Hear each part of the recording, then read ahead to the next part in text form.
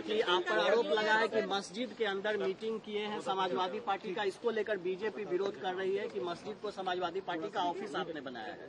फिर बोलो सर, आपने जो कल पार्लियामेंट बॉक्स में मीटिंग करी उसको लेकर बीजेपी कह रही है ये पॉलिटिकल पार्टी का ऑफिस आपने बना दिया है, जो रिलीजियस इंस्टीट्यूशन है, और वो भी कह रहे हैं आज प्रोटेस्ट में वो भी जाएंगे आज। मैं आपका धन्यवाद देता हूं। आप लोग भी बीजेपी के चक्कर में फंस गए।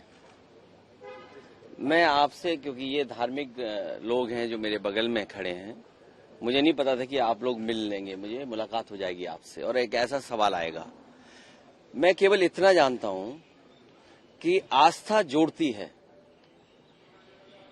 किसी भी धर्म या कोई आस्था है, वो आस्था जोड़ती है, और जो आस्था जोड़ने का काम करती है हम उसके साथ हैं।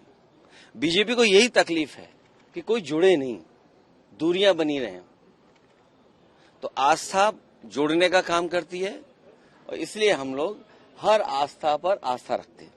पर उनका मत ये है कि पॉलिटिकल मीटिंग नहीं लगा रहे हैं कि अब बीजेपी के कहने से, अब बीजेपी को मीठे से तकलीफ होगी तो मीठा छोड़ देंगे।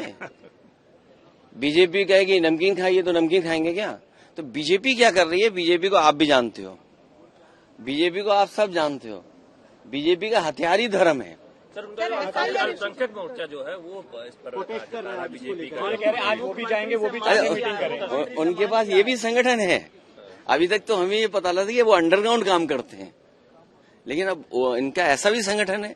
ये अंडरग्राउंड संगठन तो नहीं है उनका। सर, पर पसमंदा की बात तो प्रधानमंत्री ने करी थी जब उन्होंने कहा कि पसमंदा समाज को भी ध्यान देना चाहिए, तब बीजेपी ने पूरा मूवमेंट। समाजवादी पार्टी, नेताजी और पिछली सरकारों में जो जो काम हुए थे, खासकर पसमंदा समाज, बुनकर समाज के सब काम रोक दिए। अब एक काम कर दें बीजेपी के लोग, अगर इतना उनके अंदर है पसमंदा समाज के लिए, कि जो नेताजी ने कभी और समाजवादी पार्टी ने बिजली फ्री की थी, वो बिजली फ्री कर दें। आप देख नहीं रहे उत्तर प्रदेश में बिजली मंत्री का क्या हाल है? क्या हाल है? जहां जा रहे हैं बिजली नहीं जा रही, मतलब बिजली चली जा रही है, बिजली है ही नहीं। जहां जा रहे हैं बिजली मंत्री, वहीं बिजली चली जा रही है। SIR को लेकर क्या कहना है? उत्तर प्रदेश में धर्मांतरण के मामले बहुत ज्यादा आ रहे हैं और बीजेपी ये आरोप लगा रही है कि सबका। अरे लोग धर्म नहीं, लोगों ने अपना सब कामकाज बदल लिया, पहनावा बदल लिया। आपको नहीं पता? किसी ने पहनावा बदल कर कुछ कब्जा कर लिया है। SIR को लेकर क्या कहना है? बिहार में जो मतदाता पुनरीक्षण, देखिए, उस सवाल पर हम सब विपक्ष के लोग एक साथ हैं, इसलिए क्योंकि चुनाव आयोग पे समय समय पर उंगली उठी है।